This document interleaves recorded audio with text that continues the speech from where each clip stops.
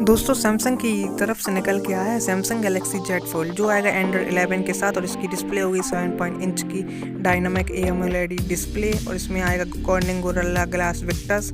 और इसकी refresh rate होगी 120 हर्ट्ज की। और इसमें जो आउटसाइड की डिस्प्ले है वो होगी 6 इंच सुपर AMOLED डिस्प्ले के साथ में। इसमें भी 120 हर्ट्ज का रिफ्रेश रेट देखने को मिलेगा।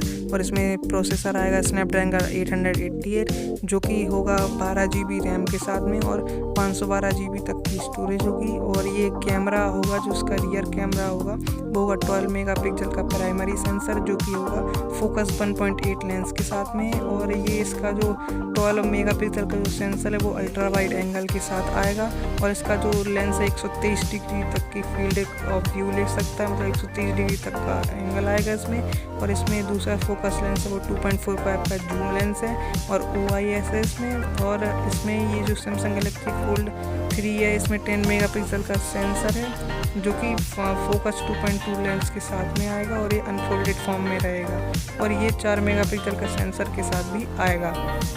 और दोस्तों बताया जा रहा है कि जो सैमसंग गैलेक्सी जेड फोल्ड है ये 5G फ़ोन है, Bluetooth version 5, Wi-Fi 6, NFC, GPS, USB port C, sensors on board. और इसमें health sensor, gyro sensor, geomagnetic sensor, ambience light sensor वगैरह होगा।